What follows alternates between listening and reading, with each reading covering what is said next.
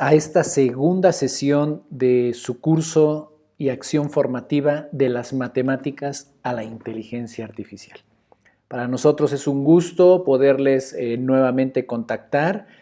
Sabemos que ha sido un poco compleja la comunicación, hemos generado algunas rutas alternas, en este caso aclarar que a través de servicios educativos integrados al Estado de México les estamos haciendo llegar la liga para que se puedan inscribir a su aula virtual dependiendo el nivel educativo. Seguramente en el transcurso de esta semana y la próxima les estarán llegando todos los accesos para que se puedan incorporar a esta acción formativa, a su aula virtual y poder disfrutar de este proceso formativo que de verdad nos interesa muchísimo socializar, ya que hoy en día con el boom de la inteligencia artificial creo que más que nunca es importante visualizar las bondades y ventajas que tienen estas herramientas para que nosotros en nuestro quehacer cotidiano las podamos utilizar en beneficio del aprendizaje de nuestros estudiantes. Pues vamos a iniciar el día de hoy, haremos un pequeño viaje por un análisis neurocientífico, neuromatemático, neurodidáctico, neuropedagógico, que nos permita tener algunas herramientas, algunas bases que nos puedan ayudar a tener una mejor dinámica en el aula. Por eso nos parece importante tal vez reflexionar sobre algunos cuestionamientos que nos invita a realizar Stanislas Dehaene, que es un neurocientífico francés que se ha implicado en los últimos años en desarrollar investigación y documentos importantes para orientar el quehacer educativo de los docentes a nivel mundial. Y dentro de uno de sus libros que habla del cerebro matemático, nos propone algunos planteamientos como el siguiente: ¿por qué después de tantos años de entrenamiento, la mayoría de nosotros todavía no sabe con seguridad si 7 por 8 es 54 o 64? ¿Qué les parece esta situación? ¿Será cierto o será 56? Stanislas Dehaene nos dice que es muy importante reflexionar sobre la naturaleza que tiene el cerebro humano. ¿Cuáles son algunas peculiaridades que tiene con relación al cerebro animal? Porque podemos identificar que muchos de los animales pueden hacer cálculos o estimaciones interesantes, ¿sí? Por eso lo estaremos dialogando y profundizando un poco para que tengamos una claridad de qué es lo que tenemos en el aula. Eso es muy importante. Dice Thomas Armstrong que hay una neurodiversidad en el aula. Claro que así es. Ken Robinson, Richard Gerber hablan precisamente de postulados que van ya hacia una mirada de la educación donde se busca no homologar la forma, la ruta, las estrategias de atención con los grupos de estudiantes que tenemos en el aula. Más bien invitan, y creo que aquí es un excelente parteaguas que entra perfecto con la estructura de la nueva escuela mexicana, donde la misma nos invita a reflexionar la importancia, sí, de trabajar en la comunidad, sí, de trabajar en estos procesos de desarrollo de aprendizaje de nuestros estudiantes en el colectivo, pero también entender y atender las necesidades particulares de cada uno de nuestros estudiantes. Por eso hoy nos centramos en este tipo de reflexiones y decir, ¿por qué nuestro conocimiento matemático es tan frágil que una pequeña lesión cerebral es suficiente para eliminar nuestra capacidad de cálculo? Y esto nos invita nuevamente a reflexionar sobre estos procesos que podemos tener en nuestra aula. Alumnos que por alguna lesión que a lo mejor ni siquiera ellos son conscientes o que la familia es consciente, y puede ser que tengamos algún chico con discalculia, con alguna discapacidad que no le permita trabajar de la mejor manera el conocimiento matemático o poder desarrollar sus habilidades del pensamiento lógico matemático. También podemos encontrar chicos con una capacidad increíble, que sean talentos específicos, que sean una sobresaliencia notable y palpable en el aula. O podemos tener chicos que simplemente estén aburridos, cansados, deprimidos o que han sido víctimas de la matefobia y que ésta no les permite hacer ese vínculo adecuado con las matemáticas. Por eso hoy estaremos dando no solo rutas y pautas bajo la mirada de la inteligencia artificial y otros recursos, sino también bajo uno de los recursos más importantes y valiosos que puede tener el ser humano, como es la palabra escrita, como son los libros, para poder entender y dimensionar qué es lo que viven y sienten nuestros estudiantes en el aula cuando se enfrentan a las matemáticas. A partir de esto, uno de los escenarios que nos podemos plantear y replantear es cómo es que un bebé de 5 meses puede saber que 1 más 1 es igual a 2.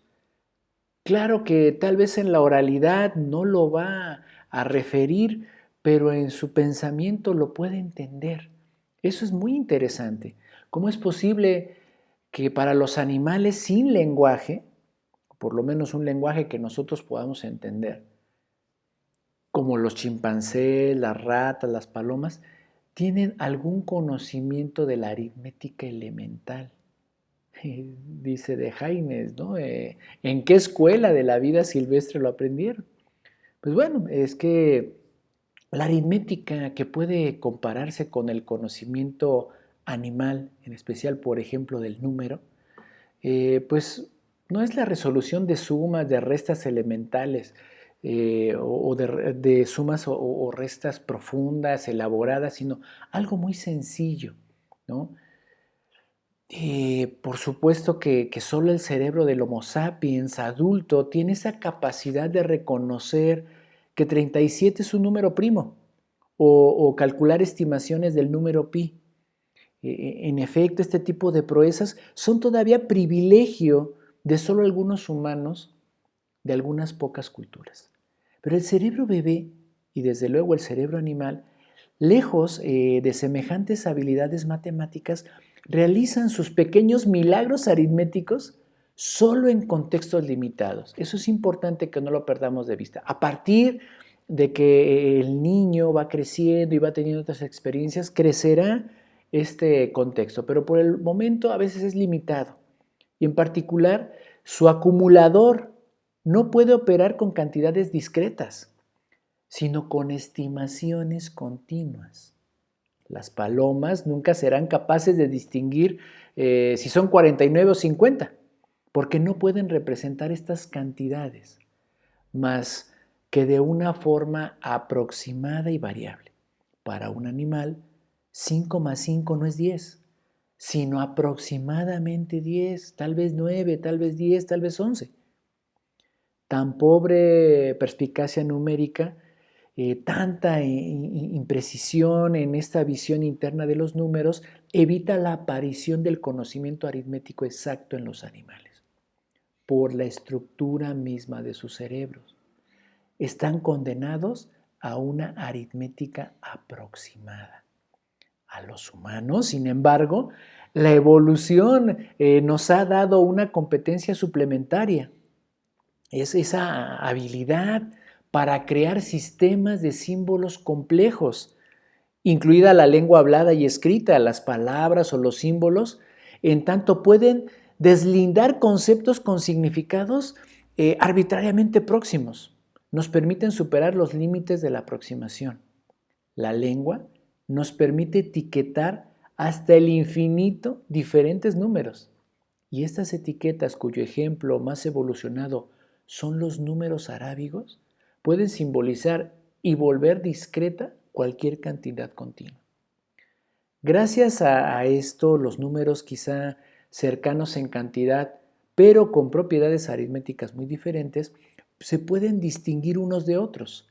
Solo a partir de esto se puede concebir la invención de las reglas puramente formales para comparar, hacer aritmética con adiciones, división de dos números.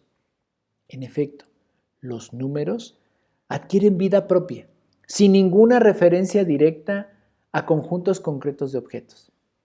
El andamiaje de las matemáticas puede entonces elevarse cada vez más alto, cada vez más abstracto.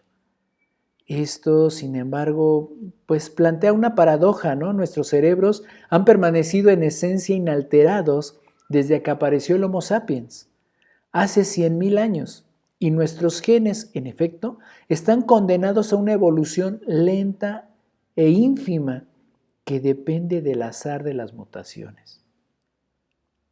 Hace falta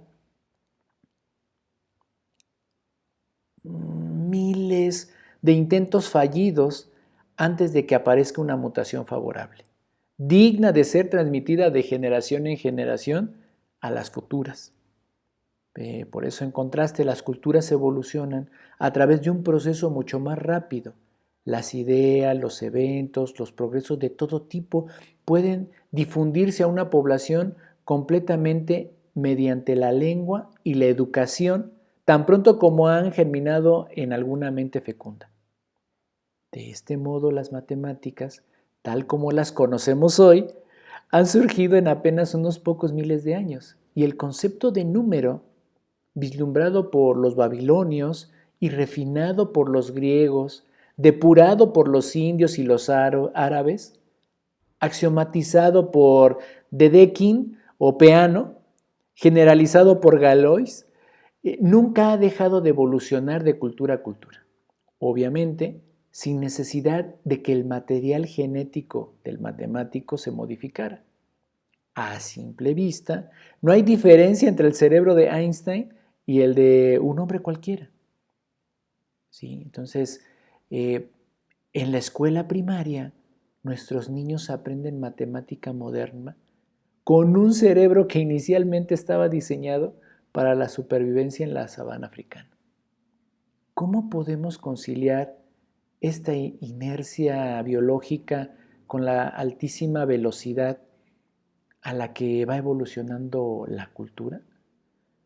Pues gracias a extraordinarias herramientas modernas como las tomografías por emisión de positrones o la resonancia magnética funcional, ya los circuitos cerebrales que subyacen al lenguaje, a la resolución de problemas y al cálculo mental, hoy pueden ser registrados por neuroimágenes en el cerebro humano, pero de personas vivas, ya que al inicio de las neurociencias, al inicio del estudio del cerebro, todo se hacía con personas muertas.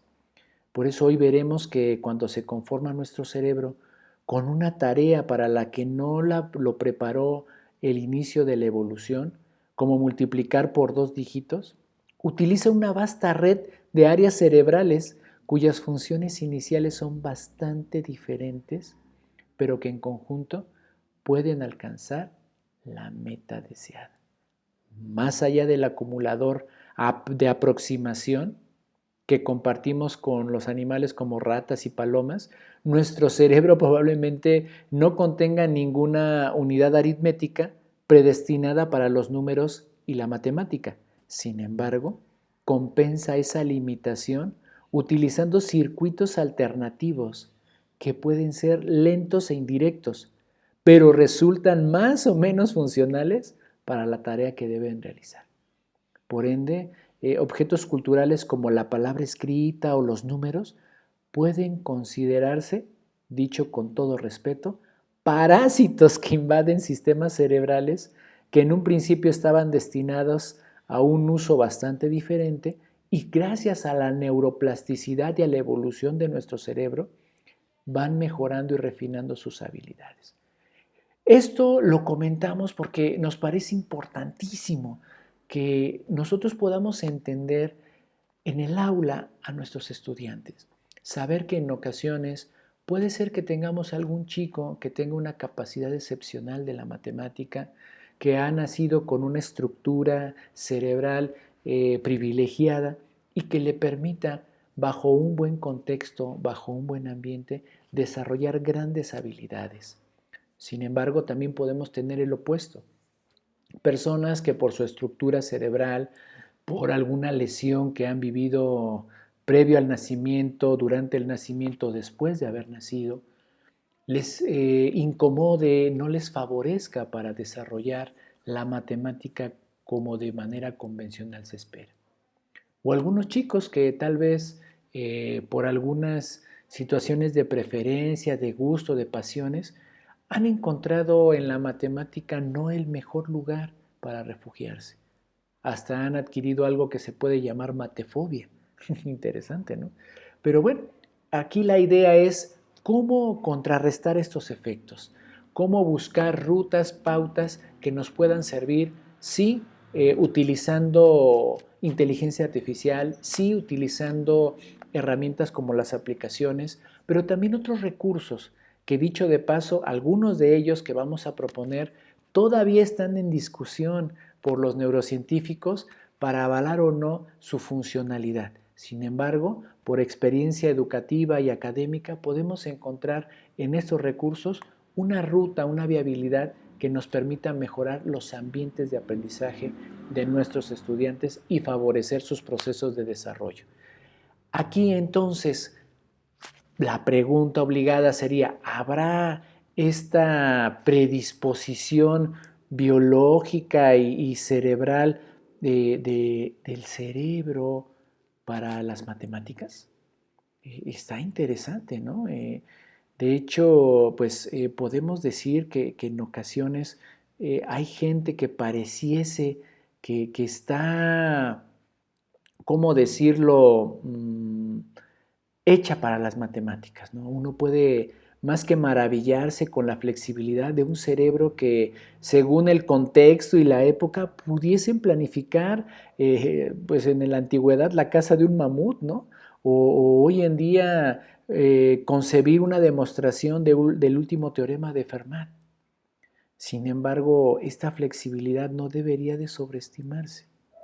De acuerdo a este neurocientífico francés de Heine, opina que precisamente las capacidades y los límites de nuestros circuitos cerebrales son los que determinan los puntos fuertes y débiles de nuestras habilidades matemáticas. Desde tiempos inmemorables, nuestro cerebro, como el de la rata, ha sido dotado de una representación intuitiva de las cantidades.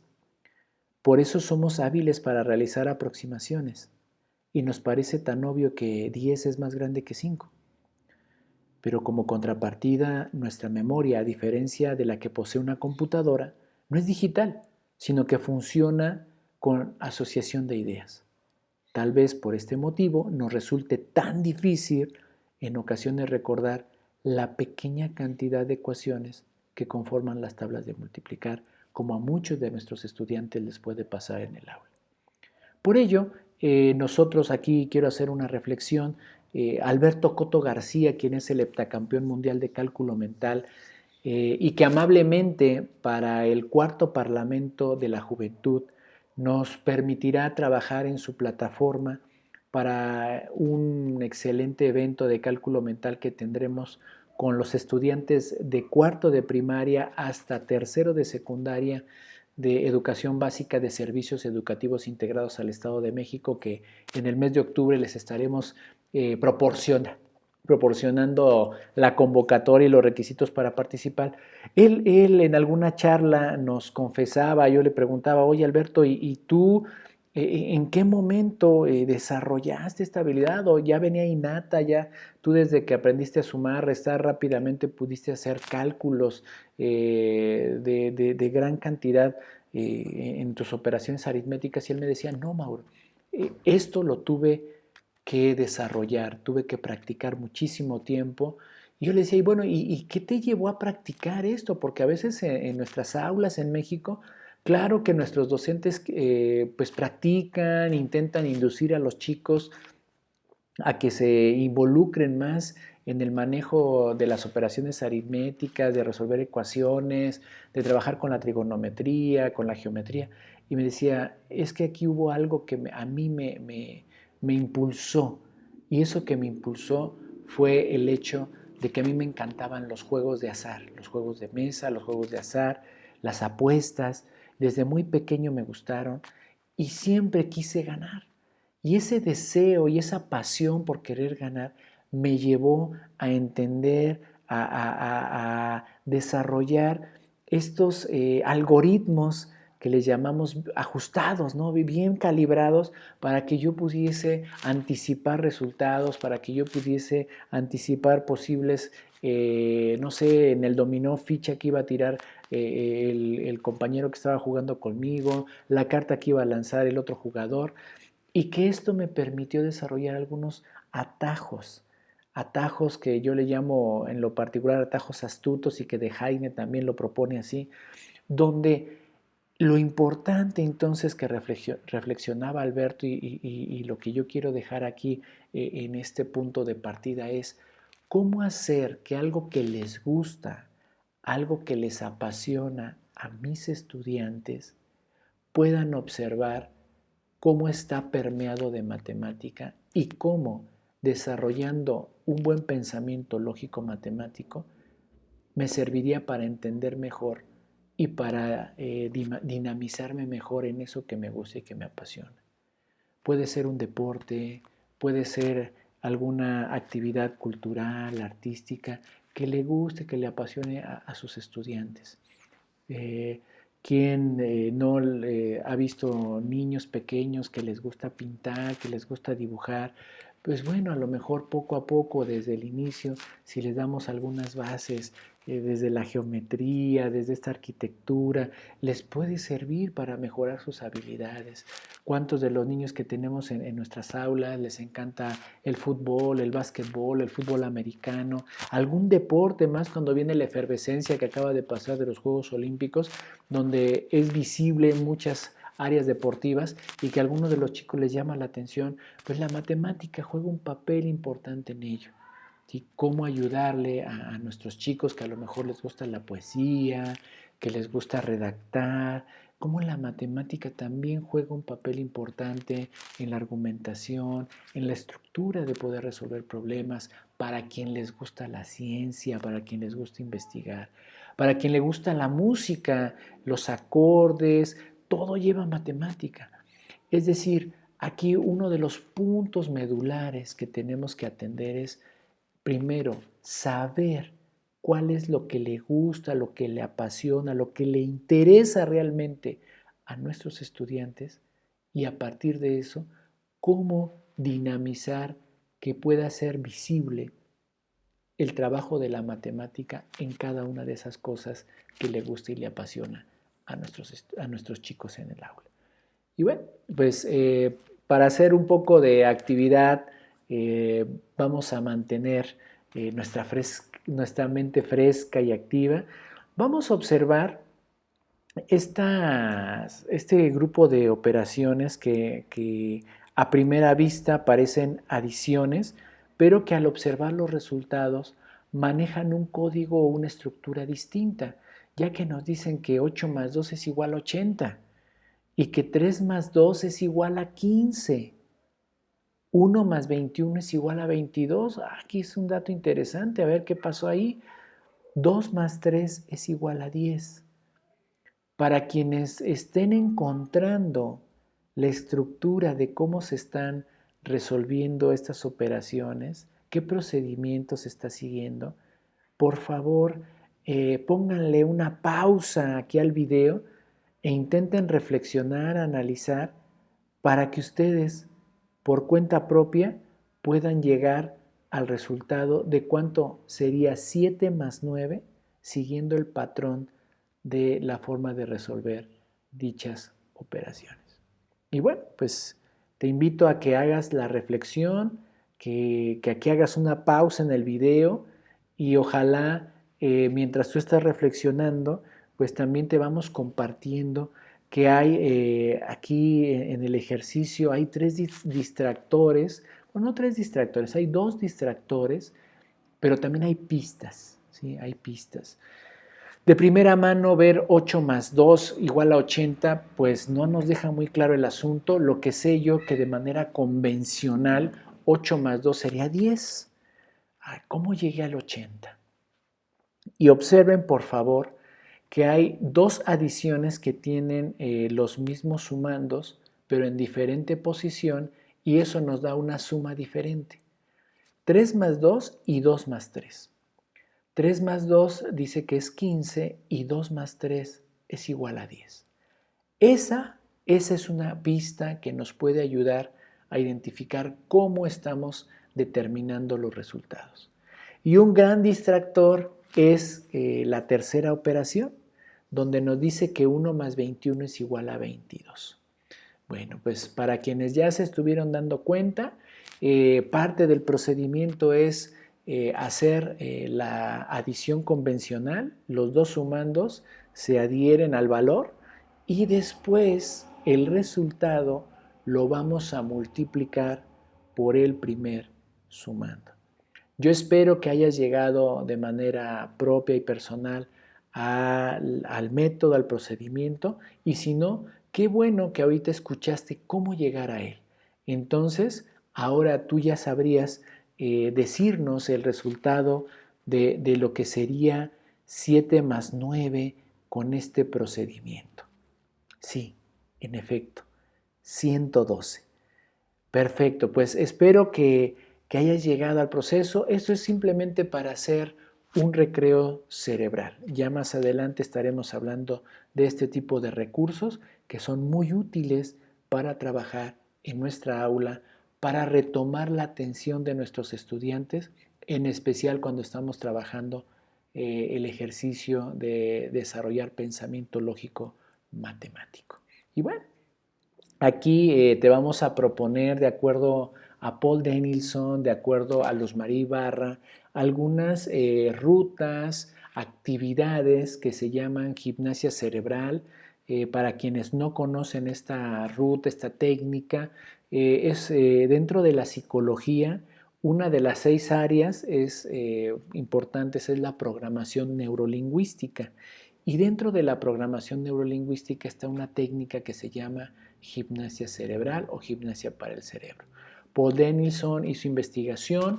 Al momento hay muchos neurocientíficos que nos dicen que no hay evidencia contundente, pero tampoco hay evidencia que contraponga que estos ejercicios sean útiles o no para el desarrollo del pensamiento lógico matemático en específico, como lo propone Luz María Ibarra. Pero te los dejamos aquí para que puedas tú visibilizar algunas rutas, algunas estrategias adicionales que puedas trabajar en tu aula. Si tú lo crees pertinente, los puedes ir trabajando. Esto puede ser un excelente recreo cerebral. Son ejercicios que permiten tomar nuevamente la atención de nuestros estudiantes después de 10, 15 minutos de trabajo de aula. Es importante retomar y recapitular la atención de los chicos. Por eso sugerimos, de acuerdo a Roxana Fernández Coto, que es una neuropedagoga argentina, ella propone el uso de los recreos cerebrales para retomar el nivel de atención que nos estén brindando nuestros estudiantes para poder trabajar cada vez mejor y más eficiente con la matemática, en este caso con los ejercicios de gimnasia cerebral que estamos proponiendo. Los videos que vienen ahí en sus ligas los podrás encontrar en Classroom para que te des una idea de cómo podrías trabajar los diferentes ejercicios, cómo utilizar algunas plantillas y cómo en algunos casos podrías utilizar el pizarrón sin ningún problema para poder trabajar estas actividades. Bueno, pues es para poder ir iniciando el proceso y buscar que también el ambiente áulico sea un ambiente amigable, sea un ambiente donde el cerebro del chico se sienta seguro, se sienta tranquilo, que tenga, hay aquí en especial dos habilidades blandas que te queremos sugerir que puedas implementar en tu aula son las siguientes. Trabaja mucho sobre la tolerancia al fracaso y aprender del error. Estas dos habilidades blandas son sustanciales en el hecho educativo y son de gran calado para poder mejorar en nuestro desarrollo matemático. ¿Por qué? Porque si nosotros le ayudamos a nuestros estudiantes a que sean tolerantes al fracaso y que aprendan de sus errores, ¿cómo puedo aprender del error? Ayudándoles a reflexionar en dónde se cometió el error en un proceso matemático. ¿Qué calculamos más? ¿Cuántas veces le ponemos una imagen al pequeño de preescolar donde le dejamos 5 objetos, 3 objetos en otro grupo y le pedimos que nos diga cuántos objetos hay? Y si en ocasiones el chico puede decir, pues no sé, yo estimo, ¿no? No lo va a decir así, pero realmente es una estimación a veces la que hace el chico, pues te puede decir que son 10, te puede decir que son 7, y a lo mejor lo importante no es decirle, no, Mauro, está mal, no es así, sino decirle, ok, es una muy buena estimación, ¿sí? Estamos alentando aquí. Ahora, ¿qué te parece si los contamos para verificar si realmente son esos 7, si son esos 10 que tú decías? Y claro que el pequeño, al hacer este conteo y al recibir el apoyo moral de su docente o de su padre de familia o del familiar que esté acompañando el proceso, y darse cuenta que son 8 los objetos, entonces él va a tener un aprendizaje más duradero, porque hubo reflexión, porque hubo análisis. Si yo solamente le digo que estuvo mal, si yo solamente le digo que no es correcto, no le permito llegar al siguiente momento. Esos procesos ayudan muchísimo para que uno aprenda del error, para que se dé cuenta que cuando yo me equivoco, tengo la gran oportunidad de replantear nuevos aprendizajes y de obtener y consolidar mejor las redes neuronales para llegar a los resultados correctos.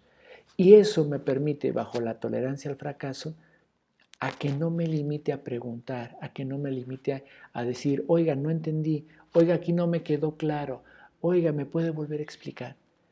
Esas dos habilidades blandas, por favor, no las pierdas de vista desde el inicio del ciclo escolar hasta el cierre del ciclo escolar. Te garantizo que a medida que las vayamos implementando, observaremos un mejor desempeño de nuestros estudiantes. Y bueno, pues ahora te quiero proponer dos rutas neuropedagógicas de cómo llevar una clase. Si estamos, no importa que trabajes la matemática o qué campo formativo estés trabajando, si trabajas con los 4 campos formativos, te garantizo que esta ruta te va a poder favorecer muchísimo para mejorar el impacto de tus clases y mejorar los ambientes de aprendizaje. Stanislas Dehaene, como les vengo comentando, es un neurocientífico francés que le ha apostado a la educación, a sus investigaciones para alimentar el acervo de los docentes y clarificar cómo podríamos trabajar mejor con nuestros estudiantes en el aula. Él propone 4 puntos. Uno, trabajar con la atención de nuestros chicos, el darle un tiempo preciso a la instrucción, a lo que se va a hacer, al nuevo concepto y buscar que el momento de atención se potencialice al máximo. Manejar ese compromiso activo del chico a partir de lo que le gusta, lo que le apasiona, darle rutas, pautas de cómo acercar eso al conocimiento que se le quiere brindar o que requiere para un siguiente momento académico y de vida, el brindar siempre un feedback, ese momento de esa evaluación formativa que podemos promover desde la mirada de la nueva escuela mexicana, cómo acercar a nuestros estudiantes a este diálogo de análisis, de reflexión y finalmente la consolidación del aprendizaje. Por otro lado, Roxana Fernández Coto nos dice que para iniciar una sesión es importante trabajar con rituales de estabilización. Esos rituales de estabilización lo que buscan es que nuestros estudiantes estén en armonía, que estén tranquilos, que se sientan seguros para poder preguntar, para poderse equivocar, para poder participar, para poder colaborar. Después ella habla mucho de estos recreos cerebrales, que aquí omití colocar, pero que esos recreos cerebrales son esos momentos donde después de 5, 10, 15, 20 minutos de llevar una sesión, la atención de nuestros chicos va bajando. Entonces, al ir bajando, al irse reduciendo esa atención, lo que tenemos que hacer es retomar la atención y para ello se trabajan estos recreos cerebrales como la actividad de mantener fresca la mente. Estaremos dando algunas pautas y algunos elementos, pero si quieres profundizar más, te recomendamos mucho el libro de Roxana Fernández Coto titulado Recreos Cerebrales. Y después nos dice Roxana que una vez que hemos presentado la información, hay que buscar repetir con novedad. Para eso, en este curso, nos va a servir mucho la inteligencia artificial y otras aplicaciones. Cómo utilizar, cómo mostrar los contenidos de diferentes formas que hagan empatía con la neurodiversidad que tenemos en el aula, con los diferentes estilos de aprendizaje que puedan tener nuestros estudiantes y que esto les favorezca para el proceso de desarrollo de aprendizaje. Aquí Roxana Fernández Coto propone el feedback positivo, que es ese diálogo continuo, directo que hay que realizar con el estudiante, cachando al chico haciendo lo correcto y también cuando cachemos al estudiante en un proceso que se equivocó, darle este aliento, darle el momento de reflexión. ¿Cómo? Estimulando la metacognición con las rutinas de pensamiento, que también más adelante te estaremos dando algunas pautas de algunas rutinas de pensamiento que puedes utilizar. Y bueno, pues ya con esto, pues vamos a entrar entonces a una de las primeras actividades que tenemos prevista para este curso. Hoy vamos a trabajar con ChatGPT, vamos a indagar cuáles son los aportes que ha hecho la matemática para desarrollar la inteligencia artificial y lo vamos a aterrizar, la información que logramos obtener, la vamos a aterrizar en una Padlet en donde nosotros lo que tendremos que hacer es una línea del tiempo. En esta Padlet vamos a generar una línea del tiempo y una vez que tengamos esa línea del tiempo con lo que encontremos de los aportes que hizo la matemática y también vamos a agregar información de cómo ha ido evolucionando la matemática, ¿sí?, en la humanidad. ¿Sí? Cómo se ha ido desarrollando y vamos a tomar algunos puntos, los que ustedes consideren importantes o más relevantes o que más les hayan hecho sentido por el nivel educativo en el que se encuentran. Por ejemplo, los que están en preescolar, pues seguramente algo muy importante y valioso será la historia de los números, la historia del primer momento del lenguaje matemático. Para lo mejor los docentes de primaria, pues ya se centrarán más en la aritmética, en los pequeños bosquejos de la preálgebra, en la parte de la geometría, tal vez en la parte de la probabilidad y estadística.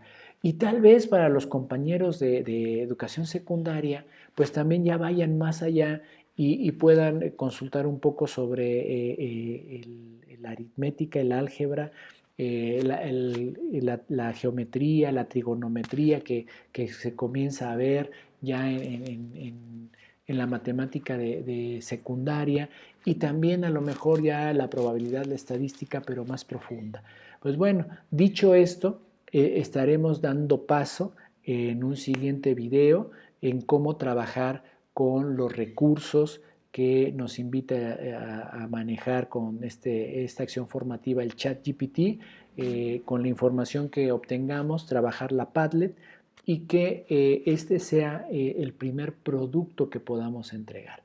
Les agradecemos mucho su atención, su paciencia, porque sabemos que ha sido complejo el diálogo entre la instancia formadora que es el Instituto de Formación Continua, Profesionalización e Investigación del Magisterio del Estado de México con cada uno de ustedes. Por el tema, lo aclaramos, hubo una complicación ya que cuando muchos de ustedes llenaron la liga de registro, colocaron correos electrónicos que tenían pues algún área de oportunidad. ¿A qué nos referimos?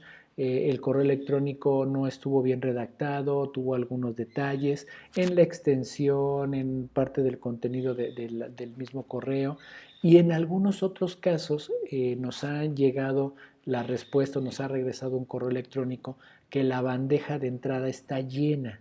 Por favor, chequen su correo electrónico, chequen los spam, chequen toda la parte, por favor, de sus correos electrónicos para que puedan ubicar si esta parte ya está llena, pues hagan un poco de espacio. Recuerden que en ocasiones pues el correo se vincula con el Drive, a veces lo vinculamos con el teléfono celular y eso implica que en ocasiones las fotografías se van a nuestra cuenta de correo electrónico para almacenarse y eso abarca muchísimo espacio y en ocasiones eso es lo que no permite que te lleguen correos electrónicos y que también en su momento cuando tú elijas unirte a la liga de Classroom, tal vez no te lo permita porque vas a tener tu bandeja de entrada llena.